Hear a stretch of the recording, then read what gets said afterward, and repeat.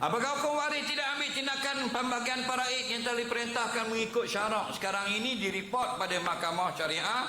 Mahkamah akan hantar surat untuk hadir. Mana-mana yang tidak hadir, pembahagian akan dibuat hitam putih, ada cok peguam dan sebagainya. Siapa yang terlepas, dia tak dapat harta. Orang yang berdegil menahan harta untuk dibahagi dengan cara yang betul, dikira takulu amwalakum bainakum bil batil. Dalam kitab Fatwa Syariah Syekh Ali Jadul Haq Syekhul Azhar yang lepas, kita tahan harta orang, tak, walaupun waris kita tahan, sama seperti makan harta haram. Itu masalah. Jadi jangan, kita nak enjoy, nak pakai Ferrari Lamborghini silakan, jangan duit haram. Faham lagi? Ada orang kaya masuk dalam neraka sebab dia kaya? Tak ada.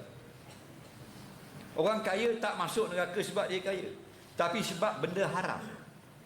Faham lagi? Kalau tidak ada yang haram, semuanya halal, tak masuk neraka. Faham? Kaya tidak salah, yang salah haram. Betul situ. Mu nak makan angin mana-mana tak ada masalah. Duit yang betul, duit yang halal. Hidup kita sekali saja, biar laluan kita betul. Kita hidup sekarang ni nak jadi betul ya, supaya balik ke tempat yang betul.